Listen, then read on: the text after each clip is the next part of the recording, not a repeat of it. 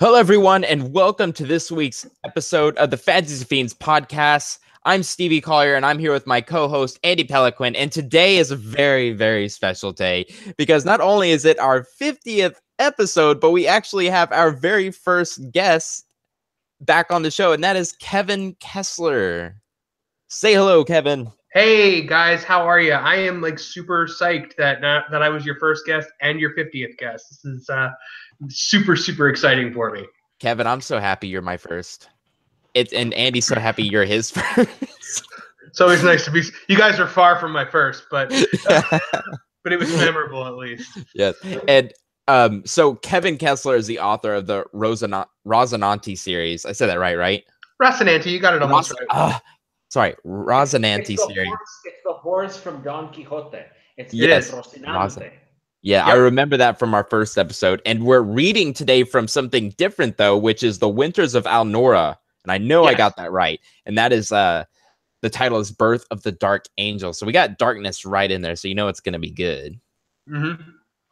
Yeah, it should be fun. Winters of Alnora is my first real foray into more adult dark fantasy. Rosinante it gets dark, but it is very much a young adult series. So Winters of Alnora, Birth of the Dark Angel is my first. It's a novella, and it's my first foray into the darker side of fantasy. And you can get Winters of Alnora on Amazon as well as his other books, which are dragon-based, which you can't go wrong with. So, Kevin, what have you been up to these past 50 weeks or 49 weeks? Oh gosh, you know what? If it's this week, if it's not about Avengers: Infinity War, I just can't be bothered with it. Right. I can't go see it until Monday because my kids work all weekend. Oh jeez. And so it's like Monday, the minute I finish my afternoon writing session, shutting down my computer, rolling my kids into the car, and getting the hell to the cinema to watch the first showing we can, because that's how much I'm looking forward to it. I'm going with a friend on Thursday night. I'm thinking about bringing this bad boy. That's nice. Cool. You had it prepared. Yeah, it's actually a change bank that I just took the bottom out of. So I just put it on my hand. It just sits here at my desk to remind me. I thought it was a whole can that you painted yellow. No. On it. There's only one movie I'm more excited for this year. Which one? Deadpool 2. I'm excited for it, not more so than a movie I've waited. Thanos showed up in 2008. Or not 2012 at the end of the Avengers. I've been waiting, 6 years to see him put that gauntlet on his hand and punch somebody in the face. Yeah. So, and I'm sorry, what is the gauntlet? Deadpool. Deadpool is going to be good. My fear with Deadpool is that they've expanded the budget a lot. I feel like they're going to rest back. Why is the cab driver back? Why is the old blind lady back? I feel like they're just going to rehash old gags, and I'm a little scared of that. Did you watch the latest trailer with the X-Force, the different X-Force characters? So and so with this power, and so with that power, and then Peter, who just showed up because there's a sign saying they're looking for superheroes, and he's got he's like this total dad bod guy, white guy. Looks so good. I didn't see that one yet. Oh, it's hilarious. I'm actually super excited for the new Venom movie. I literally just watched the trailer 5 minutes before we started the podcast. Did you cream your pants? I did not. I did. I'm salty about the Venom movie. Salty? Why are you salty about it? Because Venom should not start off with his own movie. Venom should be a villain on Spider-Man and then spin off into his own movie. But Marvel Studios and Disney are the only studio that apparently has any patience, because everybody else just jumps the gun. The reason Infinity War is going to do over $2 billion is because they invested a decade into building up to this point. DC tried to jump the gun with a couple movies and then flying into Justice League. Sony is just trying to jumpstart their own universe with Venom, and I'm hearing rumblings that the Sinister Six movie's not going away, and it doesn't work. You haven't built up that amount of loyalty that these things need. Yeah. I didn't see it that way, but now I do, and I think that's a really I thought you were going to say it didn't follow the comics, and I feel like every single new Venom comic starts is a little bit different. I've what's weird is my main villain, my main antagonist in the Dark Assassin series that I wrote is I was just like, I felt as though these guys read my book and then created the Venom comics and the Venom movie, because I hadn't read a Venom comic or book before I created this antagonist, which is basically the same. And I'm just like, man, that just reestablishes the fact that all stories have already been written. It's just you taking it and putting your own twist on it. Oh yes. I mean, it's so bizarre how similar it's. That's why I'm so excited to see. It's like seeing my own. It's called The Wisp, and it's like seeing it on the big screen now. When I was watching, I remember watching Avatar: The Last Airbender for the first time and Legend of Korra, and just being like, "Wow, this is really good. I'm really enjoying this." And then I realized that, like, because I had Rocinante written in my head, and I had already been writing the first Rocinante at the time. I'm like, wait a minute, that's like exactly what I've got. And then like I had to change things. Well, I don't. There's no problem with it, right? First. Yeah, I guess not. I mean, but I did change around a couple things just so that nobody could say like, "Hey, you took that." I think that's good. Well, now that real quick, small tangent. Should I watch The Last Airbender? Everybody talks so highly of it. Yes, you should absolutely want. Even the movie. I mean, the movie, oh, the cartoon, not the movie. I've heard so many bad things about the movie. For God's sakes, don't watch the movie. Like I would rather run headfirst into a rock and kill myself than watch that movie again. But I would say that watch the cartoon. The first season is a little slow, but it builds up toward the end of it. Mm-hmm. And the second and third seasons are fantastic. Oh, well, you know, I grew up watching it in middle school, and it was like I was like going through a stage like I don't want to watch cartoons, and you know, now that I'm 25, I watch more anime than I ever have in my life, and I watch probably more cartoons than anything else because I feel like life is so serious that I need to calm down with something that I don't have to take so seriously. Right, I get that. It's just how I work, but I'm like you. Back to the Infinity Wars, super excited. I think one of my favorite movies that I've rewatched multiple times is Thor Ragnarok. I love that movie. I just didn't love that. I didn't love that movie. Is it because it was too funny? It was. Here's the thing. I loved a lot of the characters. Everything Korg said was great. I love Jeff Goldblum. I love Jeff Goldblum. I really enjoyed Cate Blanchett. I really enjoyed what a lot of people brought to this. However, as a writer, I was a little offended by the movie because I've spent like 5 movies with Thor at this point. I've spent like 3 or 4 movies with the Hulk, and they're not quippy, and like they changed the entire character. That is made true. them completely different for the sake of, well, Guardians of the Galaxy is popular, so we should just make this more like Guardians of the Galaxy where everyone's funny, and so Thor became Star-Lord. And why was Hulk? I know we're getting to go. Andy and I have torn apart Thor Ragnarok. Why was Hulk? It seems like he was way too smart for the movie. He was able to create sentences way too easily and actually have conversation. I haven't read the comics, so I don't know. Andy is the comic book nerd here, and I'm trying to be a comic book nerd now. At this point, he's been the Hulk for 2 years, so some hulky evolution has gone on at this point. You know, he has been transformed for 2 years. When he turns back into Bruce Banner, Bruce has this moment where he's just like, "Oh, wait, what happened in Sokovia? Did we win?" Like, because he has no idea. Yeah. Because he's been the Hulk for 2 years. The other problem I have with this movie is that, like, Bruce Banner has this very real moment where he's just like, "I was just trapped in a monster for 2 years. Like, if I go back in, I don't think I'm ever going to come back out again. Like, Bruce Banner might be dead if I turn into the Hulk again." And Thor, the hero, is just kind of like, "Yeah, but I kind of need the Hulk right now for myself." Yeah. Like, to me, that was just kind of like, it was just like, oh, here's a serious thing. Let's divert away from it to tell 3 more jokes. That's true. And I'm actually, Andy knows this about me. I'm a huge, I get, like you, I get offended as a writer when I read a book where someone's mother dies and then 2 pages later they're over it. Mm-hmm. I hate that. So in my books, there's always a lot, maybe too much psychological damage that goes into my characters. Right. And that is perfect to lead us into today's topic. But before I do, Kevin, I want to say, did your dad name you Kevin Kessler because it was like a superhero name? No, he named me Kevin Kessler because his name is also Kevin Kessler. Oh, okay. It just seems like a superhero name. I appreciate you saying that. With all author stuff, I put the J in the middle there because my middle name is John, and I do that because I started working for a newspaper like right while I was in college, and I started writing about like things in my hometown, and like I was writing about like controversial things, and people started thinking it was my dad. So he asked me to start putting my middle initial in there. So for all writing things that I've done ever since then, I've just thrown the middle initial in there. Oh, I see that now. My eyes ignored the J. It's, And so today's topic was your idea, right, Kevin? yeah. And do you want to just kind of introduce us into this?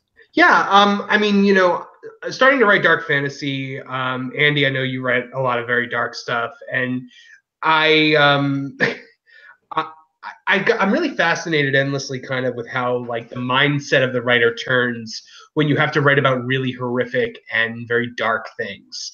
And I know for myself, you know, there's some mental toll that goes on there when you have to write about things like that.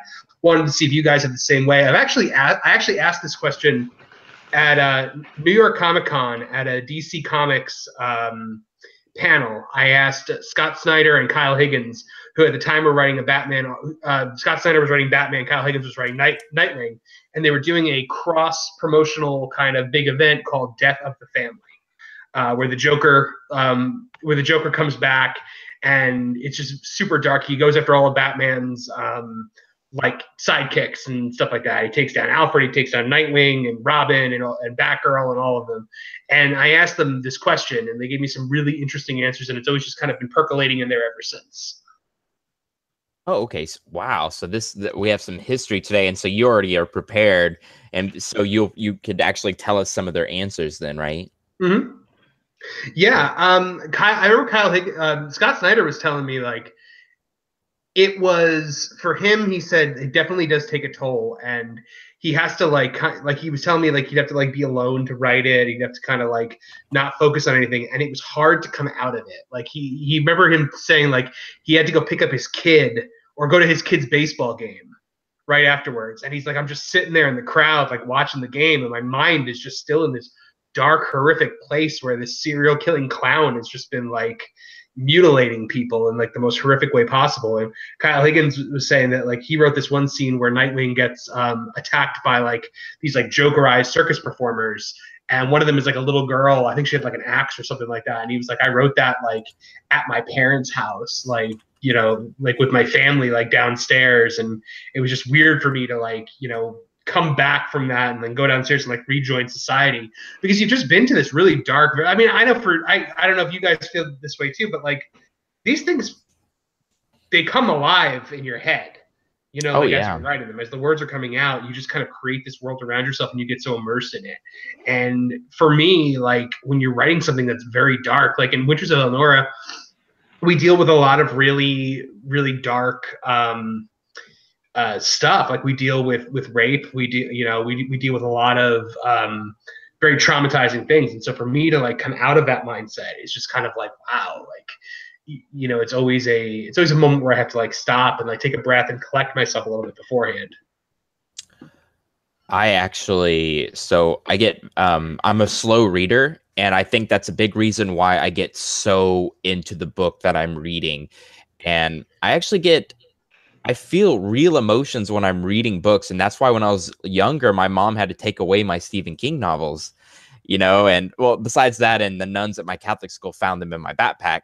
Yeah. So obviously that was an issue, but I've noticed I can actually feel these changes in emotion in me when I'm writing and when I'm reading. But definitely they're more powerful when I'm writing, because I'm the one creating the world.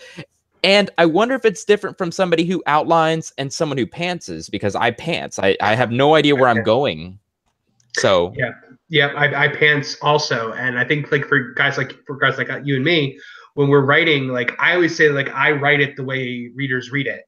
Like things happen and I'm surprised by it, and I have like a reader's reaction to it. Mm-hmm. So like whole characters have died and new characters have been born, and like the whole like rape part of Winters of Elnora was totally not planned from the beginning. It just kind of like happened that like, oh wow, this happened in her past and she's dealing with it right now, and like that, and like it hits me the way it hits the reader. So it's definitely hard. And also to know that it came out of my head Yeah, like, is there something wrong with me? Andy, since you're an outliner, I know you're a big outliner. I've seen your outlines in person in Austin, Texas, and I have to ask, are you more prepared for when these things come psychologically? So there's two sides to that question. First of all, I do a lot of research for everything. Like, Yes, you do. yeah, like crazy amounts. I'm a little bit of a control freak when it comes to my writing, so I like to understand what I'm writing before I do it. For example, today I was studying genetics because for some reason that's my next story. It's going to include genetics of some sort. So I do a lot of research, and I'm often horrified by some of the things that I discover. As an example, for writing the Heaven's Assassin urban fantasy story, I discovered that deaf women are often victims of human trafficking. More like they're more commonly victims of human trafficking than other women, just because they are less able to protect themselves and hear what's going on around them. And so just things like this, I'm often horrified by the things I discover.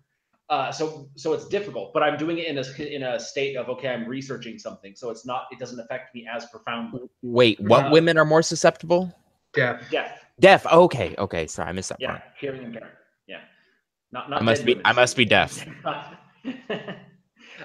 So there's that aspect because it's more research. I'm not emotionally connected to the character that's going through it. And then once I've got the thing down in the outline, there is a certain detachment from it because I already know what's going to happen. But it doesn't like I still have to feel what the character's feeling as I write it. But I am a little bit different than the average author, thanks probably to my Asperger's, where I don't feel those emotional connections to the characters or to people as, let's say, strongly as other people do. Like people who are much more empathetic will really get in there and feel what the character's feeling. And so it's a bit harder for me to do that.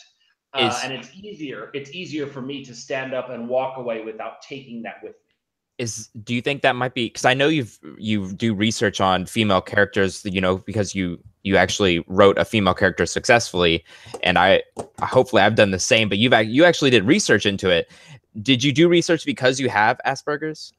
Yes, because I have a hard time understanding what the character's going through or making the emotional connections. Autism is a very logic driven, pattern driven syndrome or disorder, whatever it is. And so if someone says, okay, you need to do this, I'll be able to figure it out. If someone says you need to feel this, I don't know why. I don't know why I should be feeling a certain way at a certain time. It's not to the degree of people who are severely, let's say, socially impaired, but there is a certain impairment that may not be visible, but it's something that I'm aware of.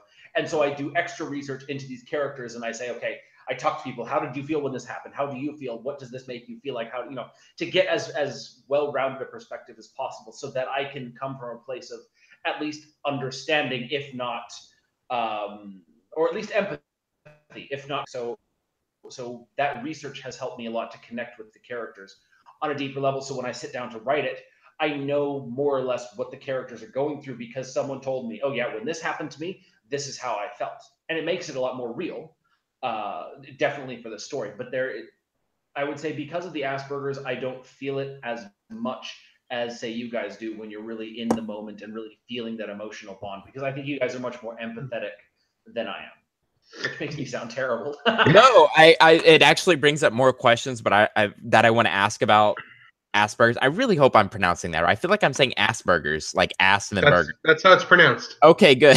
There's a whole South Park episode about it. Is there really? Okay, Yes. I'm taking a note right now. Andy, have you seen that episode? I have not. Okay, yeah. Cartman puts hamburgers in his pants and sells them. I mean, that's not funny. Andy, he walks into the school and says he has to be excused because he has Asperger's, and like the hamburgers are like falling out of his pants. My dad and I were actually, we forgot to do the cool thing of the week. Well, I'm not going to go into it, but we were in Roswell, and I'll say that for this coming Thursday's podcast. But my dad and I were laughing about some South Park episodes, such as the motorcycle gang one. It's hilarious. I love South Park. Yeah. So what is Kevin, Andy? Well, maybe not so much Andy because he's emotionless. Too soon. I was like completely like pulled in by that whole thing you were just talking about, Andy. Like I'm fascinated by. Did you know he had it? I didn't. Oh, I didn't know you had it, but like I'm fascinated by the fact that you need to research that emotional connection, because I basically I pull apart from my chest and just kind of throw it at the screen. I'm just I do the same thing. Super invested in it. So I do as well, but there are a lot of emotions that I can't connect with because they're not emotions that I'm familiar with. You know, everyone has their, you could say their emotional spectrum. Some people are very strong on the jealousy and possessiveness, while others have none of it. Some people are very strong on the fear and the low self-esteem, while others are super confident and super fearless. So everyone has that emotional spectrum. So my spectrum, you know, may have certain things. So when there's something outside of it, when I recognize, okay, this is not something I'm feeling. For example, for my female character, Alana, I am not a woman. I am not 5 feet tall, and I am not surrounded by men who are 6.5 feet tall. I am the man that's 6.5 feet tall. So it was impossible for me to connect with a short character. So I asked my wife, who is 5'3", and her sister, who is 4'2" or something, you know, super short. And I'm like, okay, when I walk into the room, how do you feel? And I looked at their interactions with me and the way that they had to pose to look up at me, or the way that they responded to my movements, and like really analyze that so that I could get this understanding, this connection with the character. And I like to think that it definitely made the character much more real. So that is really, I think that is the biggest psychological change that I have experienced through my writing. I wouldn't say that I've been affected by the darkness or the deeper, you know, the really gritty, gruesome stuff that I write, because I write a lot of that stuff. I just wrote some really horrible scenes today on the new story that I'm working on. But the way that it has affected me psychologically is that I am much more conscious of the people around me, not just the way I feel, but the way that my actions are making them feel, or the way that they respond to my actions. If I tell my wife, you know, this is wrong, and she tells me, well, you're the problem. Okay, it's not that something I said, it's because she's feeling this way at the moment, or something that I said yesterday affected her this way, so now it's, you know, and so looking for the patterns, so to speak, in the emotions and the behavior of people around me to better understand them, which then translates into better writing, which ultimately, you know, it's like a spiral. The more I understand the people around me, the better I write. The better I write, the more I understand the people around me. Right. That makes sense. Personal question, Andy, and you do not have to answer this for sure, but like the Asperger's sounds kind of scary. So I know you've been in a relationship, relationship for a very long time with your wife. Are there any complications with that? Lots of them. So she must be a very patient person then. Yeah, she is. And then there comes a time when her patience runs out, and we have a fight because I can't change my schedule because I need, you know, routine and stability in our lives. Or I cannot understand why, when she said we're going to punish our child this way, she changes it or caves, because if something is one way, it has to be that way. And so there's hundreds of little tiny ways, and then many big ways where it affects the relationship. And so major kudos to her for being willing to accommodate me. I have recognized it when I say, okay, I want to work Saturday, and she wants to go spend the day at the beach. I say, thank you for, you know, giving in to my little quirks, my weirdnesses, because it helps me be better. And so I always make an effort to try to do more what she wants, so that we can sort of meet in the middle. And I would say that we're both working to meet each other halfway, and that is the key to our thus far successful relationship. That's awesome. Kevin, I have a question for you. Sure. What is the most psychologically damaged? I'll say damage, you know, but what's the most psychological damage that you've had writing? Is there a particular scene that you wrote that you're like, man, that really sucked and that hurt, and I just, wow. The end of the third and final Rocinante book, Rocinante: Rise of the Dragon Lord. I'm not going to spoil anything, but there's like the last couple chapters, I was literally just in tears the whole time, because my characters, especially for that series, have been in my head since I was 15 years old. I've come to know them very, very well over the years, and to put them through trials and tribulations at the end the way I did, and the dark things that happened towards the end of that story, it hit me very hard, as though almost as though I were doing it to like a friend, like, or a family member, like somebody that I know very intimately. So I would say, yeah, that hurt really bad. There is in the Decimation of Cassid, there's a character that gets crippled, which I had not planned on, and that was really difficult to like write that scene where she wakes up and she can't feel her legs, and understands that she's never going to walk again, and like having to Man. like figure out how to function for the rest of her life, and how that affects her, and not lose her character in the process. There were things that just kind of screwed with me, because I am empathetic. I am what's called an empath. I do, when I speak to people, I feel waves of emotion coming off them, and I tend to feel what they're feeling. So with my characters, it's almost like a personal empath kind of thing, where it's like the emotions are coming from me, so of course I'm feeling them, but like it's almost like they're flowing back into me from another person. So I'm glad you bring up the word empath. We've had it a couple times. We've actually had another empath on the show, and Andy knows I've been doing a lot of research into the law of attraction, positive thinking. It's something that I've been doing without thinking about since I was younger, and I've been able to achieve a lot of things that a 25-year-old has many 25-year-olds haven't been able to do. And I stumbled upon this through The Secret.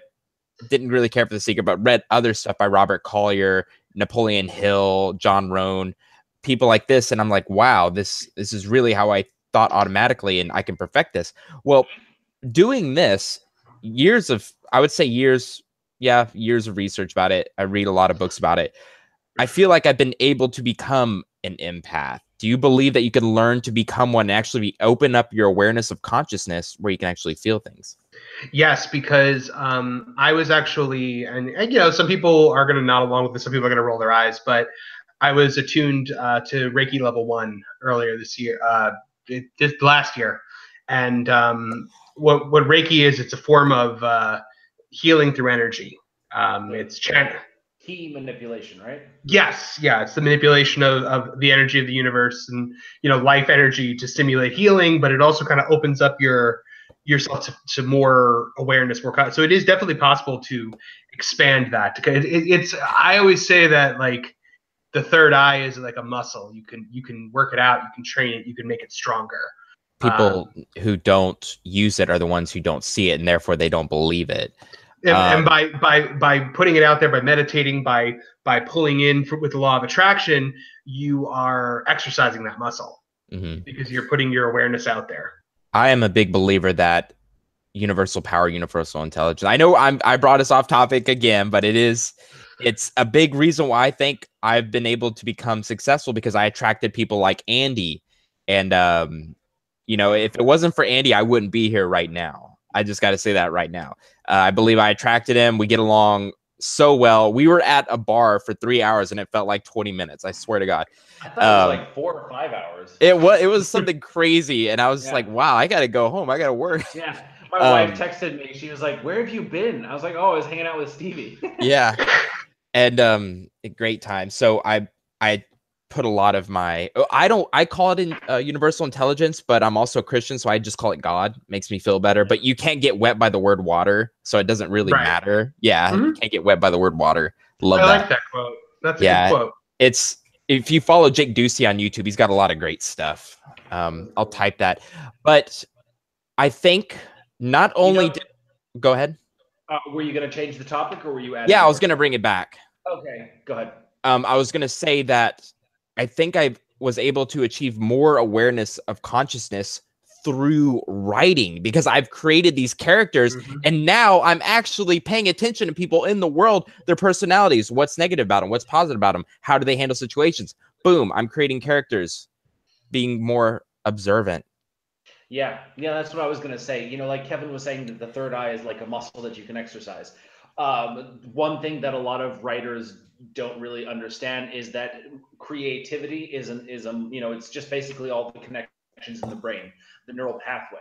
So everything that we writers do as, to get our routine, our pre-writing routine, whether it's getting the comfortable chair or turning the fan on or having a cup of coffee, all of that is activating the neural pathways that help us to make these connections. And so basically you can train your brain to do anything with enough time and concentration. Joshua Robertson, who was on a couple of weeks ago, he was talking about how he spent a year meditating to change his personality type, which, all of this stuff, the brain is so powerful being able to do that. And as writers, everything we do is the brain, the mind, creative, and so that is definitely one of the psychological effects of writing. One of the positive ones, I'd say, is that we train our brains to act so much faster, to make stranger connections, to look for creative solutions to things that the average person who does not write, let's say, or not even someone who's not an artist, they would never think of these things because,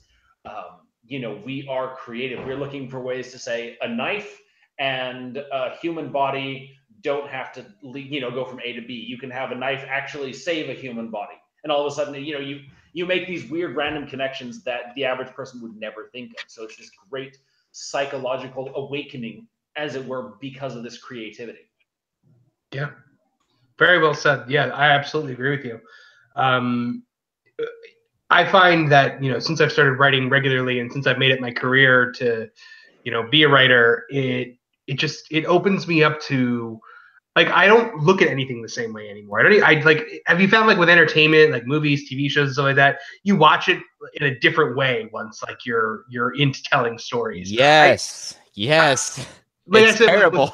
Like, my friends who aren't writers all loved Thor Ragnarok. My girlfriend is a far better writer than I can ever hope to be. And for my birthday was the 14th, and we did a whole weekend where, like, I had a whole bunch of people over, and we binged the entire Marvel Cinematic Universe from Iron Man to Thor Ragnarok, from Friday night to Sunday night. It was epic. You did that with who?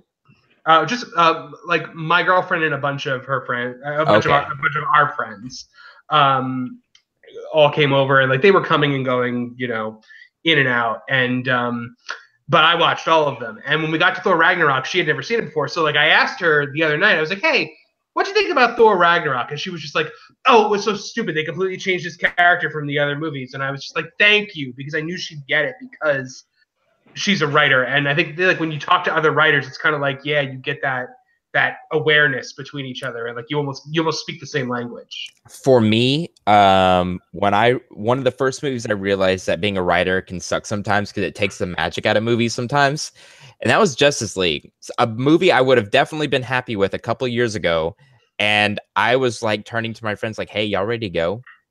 I don't want to watch this anymore. And it wasn't because I love Aquaman. I love the new Aquaman. I love the new Batman. No issues. I love Wonder Woman. The Wonder Woman movie to me was awesome. The Wonder Woman movie was as close to perfect as I've seen. The only thing I hate about the movie is I could care less about the villain. I couldn't tell you who the antagonist was at this point. The problem with Wonder Woman is that she doesn't have a ton of great antagonists. Honestly, I've heard that, I didn't actually see it, but I have to see it. I heard the best Wonder Woman movie to come out last year was Professor Marston and the Wonder Woman, which, like, tells you the story of the creation of Wonder Woman. And the creator of Wonder Woman essentially created her, and it's all about his journey to create her and his polyamorous relationship from a time in which, that was taboo. Wait.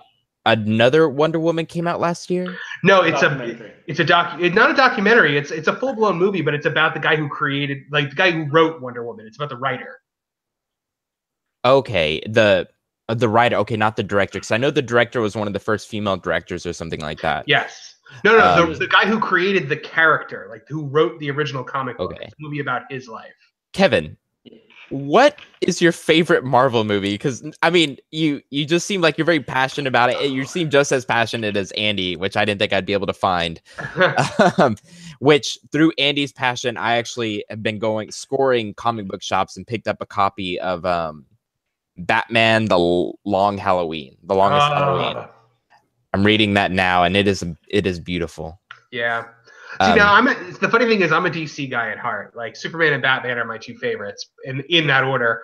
But so what is a good superhero movie for you? I should say, not Marvel. No, but that's the thing. The Marvel movies are the best superhero movies because DC's got their heads up their butts, and they're not giving people what they want. Marvel gives you what you want. Honestly, Captain America: The Winter Soldier is fantastic. It doesn't treat itself like a comic book movie or a superhero movie. It treats itself as a espionage spy thriller, which I really enjoy. Captain America: Civil War is fantastic because I mean it's just 2 hours and 15 minutes of just like pure adrenaline awesomeness.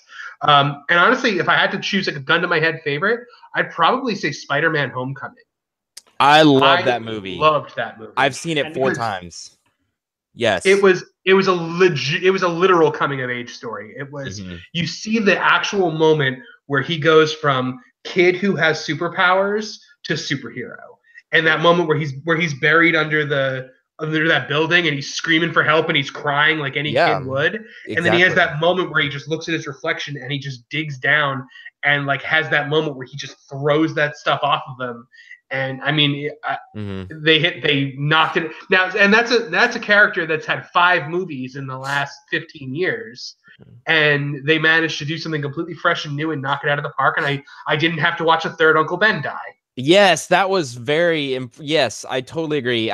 When I was watching Homecoming for the second time, I remember I was like, "Where's Uncle Ben?" And I was like, "Oh, thank God we don't have to go through that again." Something that reminds me about my book, The Four Territories. I got this email the other day, and it was actually fan mail, and I love getting fan mail. They talked to me about how much they loved it. They said the only thing I didn't like was that Esh, who's the protagonist, he was 16. He's like, why is he so stupid? He seems like he's just scared all the time. And it's like, because he's 16. He's a kid. He is stupid. Yeah, he knows how to use a sword, but it doesn't mean he knows how to use his head. I remember when I was 16, I was an idiot. You know, no wisdom. And this kid was basically a shut-in as he trained his entire life. He had no social skills. So when they told me he's stupid, I didn't email this back, but I wanted to say thank you. It's exactly what I was going for. He's stupid. Or not stupid. You know what I mean, though. It reminds me of when I watched Buffy the Vampire Slayer, like back when I was a teenager, and I'd just be like, I can't stand Dawn. The character Dawn, her sister. Dawn's so annoying. Dawn's so this. Dawn's so that. And then then as an adult, when I went back and watched it, I'm like, oh, Dawn's a 15-year-old girl. Like... Dawn's acting like a teenage girl, and I was just too close to the situation as a teenager to understand that that's probably what I was like as a 15-year-old boy. Like, yeah, I think we should probably get to the reading. But before we do, I want to ask both of y'all, Kevin, I'd love to have you back, but what do y'all think about a topic based on superheroes? Because I feel like this conversation with the superheroes, and we were just all three just like fanboys. Most conversations with me do end up going that direction, so I'd be totally down for that. Andy, what do you think? I think that would be awesome. That would be great. So let's schedule that in. Let's pencil it in. Andy, pencil it in. We can call the episode with great responsibility, with great power. Yeah, that'll be. I'm actually going to be one of my next books is a superhero story. I'm creating my own shared superhero universe. So are you doing that? So I know Chris Fox didn't do well with his superhero book. But Andy and I were actually talking about this through email that, in my opinion, writing to market is great, but to me, it's becoming more of a fad chasing thing. And I actually think it's great to create the fads. And I think the superhero idea is popular. I'm not so much writing it because it's a fad. I'm writing it because it's my love. Like, I'm writing it because it's what I've always wanted to write since I was a child. Like, I've always wanted to create a superhero universe. And I'm writing it, I'm writing them as serials. So they're going to be short, somewhere around 20,000 words to 30,000 words each. That way I can put them out rapid fire. I'm writing them like television show episodes. And they're going to come out 4 episodes per season. And then the seasons will be compiled into one big paperback. And then once I have a couple of my characters out there, I'm going to do some kind of big crossover team-up book. You could do a comic book. I've thought about it, but the problem is just finding an artist who is dedicated to it and like because I have a killer idea for a comic book, but I've talked to like 3 different writers and they've all been like, yeah, let's do it. And then like push comes to shove and I start sending them pages and they're just like, yeah, man, I got like work and stuff like, which obviously are legitimate excuses, but like, Yeah. but like it's just yeah, I'm kind of too much of a control freak, but I would love to write a comic book one day. Like that's a dream. Now that I'm reading them, I'd actually like to do the same. And I know Andy got close to writing one, or you did write one. I know you're helping with one, right, Andy? You're editing one. I'm the editor for a comic book company, so to speak, and they are going to produce one of mine as well. Dude, I want a signed copy. Yeah. I'm going to hang it on my wall. I actually have a friend who is in the comic industry. He puts out a comic book called Kid Riot, if I can plug him real quick. It's really great. It's an LGBTQ superhero, and it's absolutely fantastic. It's called Kid Riot. I've actually heard of this, I think. Oh yeah. My friend Kevin Rissy is one of the masterminds behind Kid Riot, and it's a fantastic book. I highly recommend it. If you like superheroes, and especially if you're looking for inclusion, you know, with the LGBTQ community, it's fantastic. That's so cool. Okay, so the reading we're doing is from Alnora. Yep, Winters of Elnora, Birth of the Dark Angel. Alnora. And so we usually have, if you don't remember, we usually have the author tell us what parts we're going to play. You're the director. Sure. I'll take care of the narration. Okay. And then Andy, I feel like you can command the Dark Angel's voice well. Definitely. I feel like I'm the most commanding man in the room too. Yeah. Wow. Stevie, that makes you the little girl. So well, okay. Wait, is there really a little girl? Yeah, it's a big scary sorcerer and a little girl. I actually pride myself on my girl voice, not gonna lie. I don't know if you noticed, but I do have a higher voice, which I believe is a good speaking voice. Okay, I'm gonna shut up now. I cast this the way I cast it. Perfect. All right, so I'm the wee little girl. Steve, it reminds me of in the TV show Bones, there was one character who was always the victim in all of their experiments. So like pretty much every time there's been a female part to play, you've read them. Yeah. I don't mind either. I actually enjoy it. Okay, that came out wrong. I'm gonna shut up now. I'm just gonna do the reading. So the scene that this is the end of actually the first. It's like I said, it's a novella. It's 4 chapters long, and each chapter is a different winter of Elnora's life, journeying for her way from childhood to adulthood. And so what's happened here is Elnora is a thief on the streets. She's very young in this, like she's not even 10 yet. And she's already suffered horrible trauma in her life. And so essentially she gets caught trying to steal food, and she gets chased down by these guards, one of which is the man that essentially violated her, like as an even younger child. And so she's now faced with the greatest demon of, like she's ever faced in her life, the thing that haunts her nightmares. And all of a sudden, the Dark Angel appears. The Dark Angel is a sorcerer who embodies all the black magic in the world. And he's well known by everybody as just this all-powerful, omnipotent presence. So the Dark Angel has killed everyone except for the guy that harmed her. And that guy got away. And now this is the aftermath of that. And he's talking to her in the alleyway. And this is a standalone book? Right now it's a standalone, but I do plan on returning to it later. Okay. Awesome. And how old is the girl I'm playing? You know what? Is it horrible that like I'm trying to remember? I want to say she's I want to say she's 9 years old in this. Okay, I've never played that young, but I'm going to try my best. Okay, but she's seen some stuff, so she's seen some shit. She shouldn't sound innocent. Cool. Okay, so you want me to jump into it? Because yeah, Andy, are you ready? Ready to go. Okay, all right. Good to go. The Dark Angel turned his gaze to the young girl, and she felt the white-hot intensity of his stare burn into her. Alnora fought the urge to take a step back and instead kept her gaze void of emotion, staring back with bated breath, waiting to watch this creature die. The Dark Angel gave a humorless half-smile and violently tossed the man back. He screamed as he once more crashed into the alleyway's back wall and crumpled, unconscious but still breathing. That's the guy that harmed her. I actually didn't mean to read that part, but okay. Alnora turned her eyes back to the man, the edge of fear creeping into every cell of her body. He had saved her, come to her rescue. But why? What could someone who controlled all of the black magic on Azulia want with her life? The thought that perhaps it had been a noble action never occurred to Alnora. To her, everyone always had a price. What would be the sorcerer's? You knew this man? He asked her, though he clearly knew the answer to such a query. Yes. The girl replied, meeting the Dark Angel's shrouded gaze with no hesitation. And he committed an atrocity? Yes. And how did that make you feel, girl? Part of Alnora's mind wanted to run screaming. Another was confused by this all-powerful wizard's desire to question her. But another piece of her mind was endlessly intrigued and burned with desire to answer the Dark Angel's question. Powerless. The Dark Angel made a reflective noise and brought one hand up to absentmindedly stroke his bearded chin. You know who I am? It was not a question, but Alnora wanted to answer it anyway. You are the Dark Angel. Yes, but I was not always. Do you know how I came to hold this title?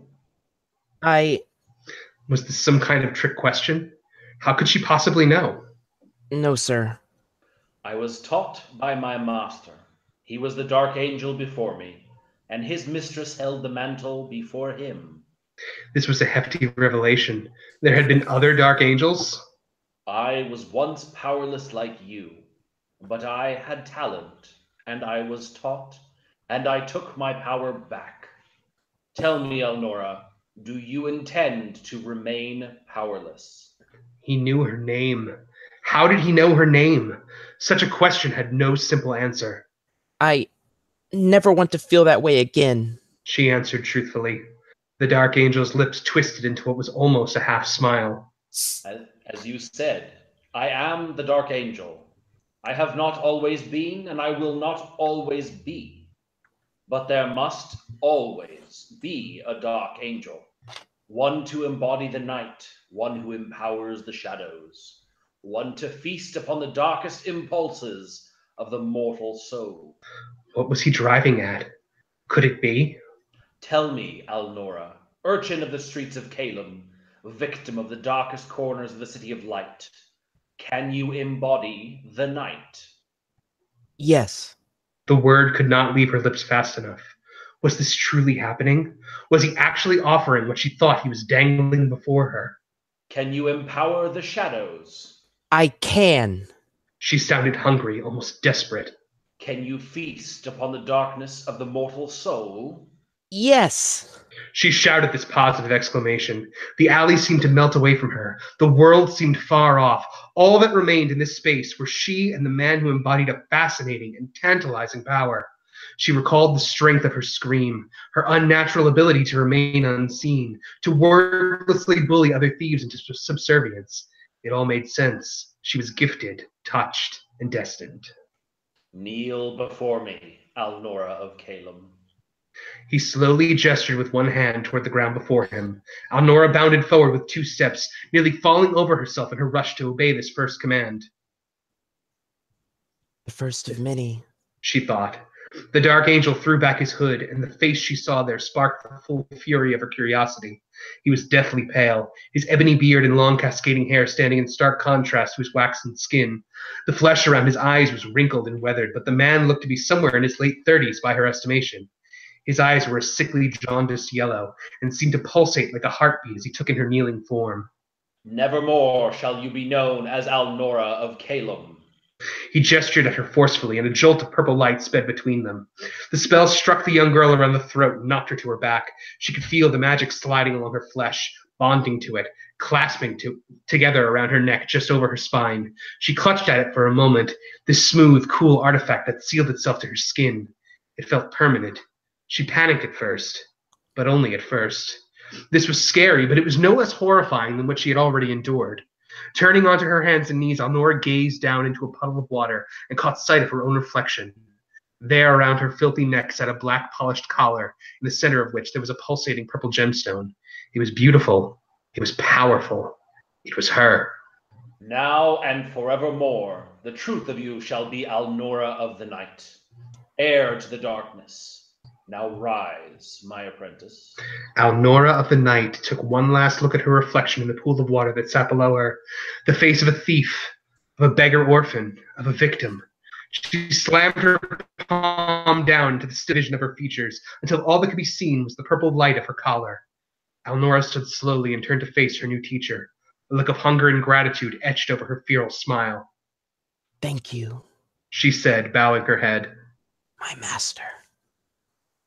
Wow. I have to say, Kevin, you are a beautiful writer. Oh, thank you so much. It was I really appreciate that. I know when someone is a good author whenever I forget that I'm reading a book that I kind of sink into it and I forget my surroundings. And that's really hard to do when you're actually trying to concentrate and read your part. So, I mean, wow, bravo. That was excellent. Great job.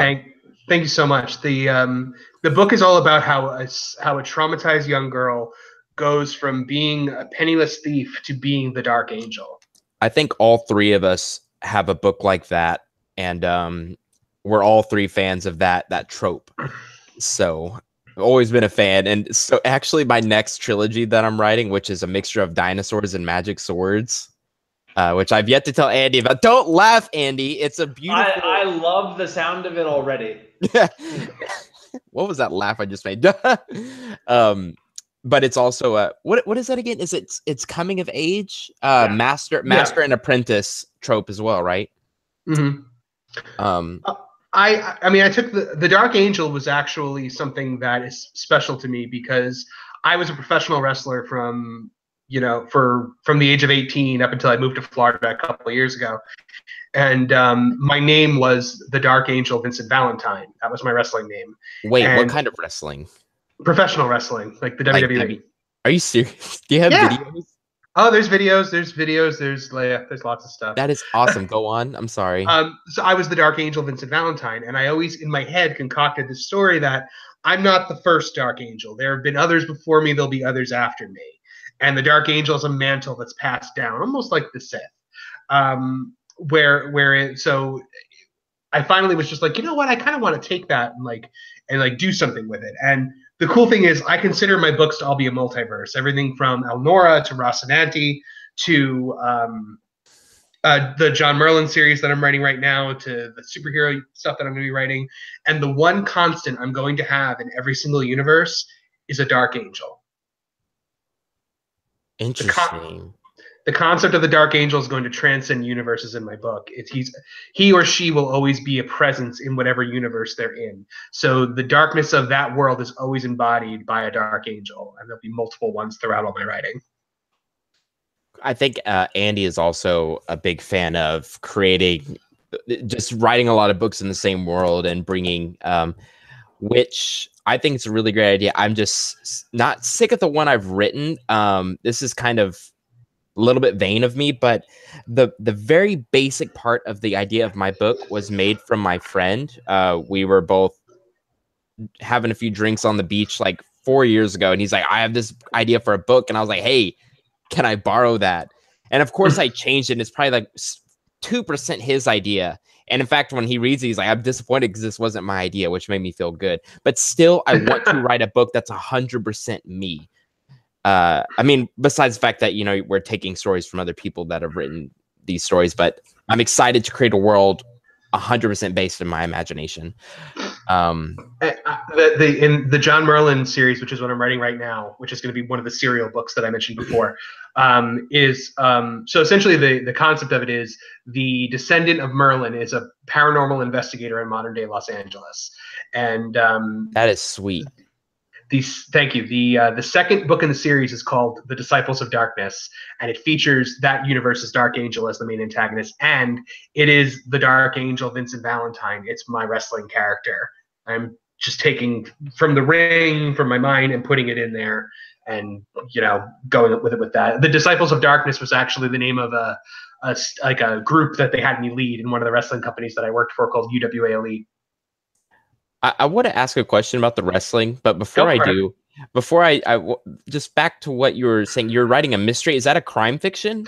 No, it's more kind of like my homage to like Joss Whedon and like Buffy and stuff like that. Like Okay, it's kind of like a Freak of the Week with like an overarching. It's kind of my homage to, if I could compare it to anything, it would probably be Angel, because he's got like, you know, he's investigating like the weird and unusual things that happen around. The first book is very much not really a mystery at all. It's just kind of like he gets thrust into the situation. The second book is when he fully opens up his business, and it's just kind of like, all right, well, I'm gonna give this a shot, and it's gonna go on from there. But it shares a universe with all these other books that I'm gonna be writing. My question on the wrestling, I'm sure Andy was thinking this too. Probably not. Did it hurt? Of course, it hurt. So it does hurt. I've researched this, and they always say, yeah, it hurts. You could break an arm. People have gotten rug burn. I broke this wrist. I rug burned. Come on. I knocked this tooth out of my head. I split the back of my skull open, or my head, not my skull. Yeah, like you definitely get hurt. I've seen guys get super hurt. I mean, like at the end of the day, you always walked away limping from a match, and if you didn't, then you really didn't do much. Because like the ring, there's give to the ring, but it hurts. Like it's like the padding in the ring is not like a mattress. It's like super thick, like hard foam. But doesn't it bounce? Just because something bounces, that just means you don't break your back. It still kills. Like we're taught how to fall in certain ways that allow us to expend impact over the largest surface area we possibly can. That way it spreads the impact out, so it's not focused on one spot, but it absolutely hurts every single time. The ropes hurt. Even the like ropes hurt. I didn't think about that. The ropes hurt very much. And also depending on who you worked with, there were some guys that are light as a feather in there, and you know, like they're kind of like hitting you like that. But I mean, there are some guys where I know, like if I called the thing where like, okay, I'm going to shoot you off the ropes, you're going to duck my clothesline, and then you're going to punch me in the face. I'm literally getting punched in the face at the end of that. That sounds terrible. But do you feel it then or afterward because of the adrenaline rush? You feel it in the ring, but you feel it a lot more the next morning. In my opinion, professional wrestling is the greatest performance art on the planet. It is one of the most authentic art forms I've ever experienced. The ability to, you go out there and you tell a story not only with your words but you tell a story through your body. And like one thing that people tend to enjoy in my books are my fight choreography. I have a lot of very detailed fight choreography, and that comes from my time as a professional wrestler, because I learned for over a decade create a fight scene that tells a story, that takes you on a psychological journey, that has rises and falls and things like that. So that is that's, you know, how I've kind of focused it into my writing. That is so cool. I never would have thought professional wrestling. And sadly, we have to bring this podcast to a close. Kevin, can you please send me some videos so I can watch them? I will. Yeah, because I actually love professional wrestling myself. Would I do it? No, I'm 165 pounds. I think they would kill me. Oh, I worked with guys that are much smaller than you, dude. Really? Well, I'm actually 175. But I typically loved working with those guys because they were easy to throw around. Exactly. I don't want to be like the stick everyone's throwing around. I want to. Okay, well, man, that's so cool. You're a really cool person, Kevin. From superheroes to your professional wrestling to your beautiful writing, great guy. So I feel like all three of us had a super great connection today. It was also cool learning that you are an empath and you share the same beliefs that I do with positive thinking, law of attraction, stuff like that. So please get with Andy and let's schedule that superhero. Whenever you guys are ready. And with that, Andy, do you have anything to close this Thursday? We have a podcast coming up with Brock. With Brock Deskins. I read one of his novels, and it was an absolutely fascinating look at sort of the development of gunpowder weapons in a dark fantasy world. So I haven't read all of this stuff, but that one book stood out to me as excellent. So I'm looking forward to having him on. Well, great. I forget what we're going to talk about, but it's going to be awesome. Yeah, I forgot as well. So with that, Kevin, thanks a lot for being on the air with us. Where can people find you? And please also plug in your podcast. Sure. Yeah. You can find me on Facebook, facebook.com/Kevin J. Kessler author, author KevinJKessler.com. I'm on Twitter at Kevin J. Kessler. My Instagram is at White Dragon. PN as in podcast network. You get a lot of Disney pictures on there mostly because I live 15 minutes from Walt Disney World. And my podcast is actually a Walt Disney World news and information podcast called Two Men and the Mouse. It's me and one of my friends from New Jersey, and we talk a lot about Walt Disney World tips and planning and all that kind of good stuff.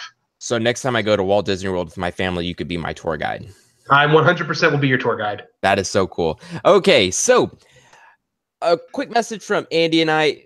Viewers, listeners, thank you so much for joining us on this journey to the 50th episode of the Fantasy Fiends podcast. It's been an absolute blast. We're so blessed to have the amount of subscribers we do have because this is a very small market fantasy podcast. So to have this is a blessing, and we look forward to having more people. And so what we ask you is please share this podcast. Please like and subscribe, and please leave us a review on iTunes. That helps us out tremendously.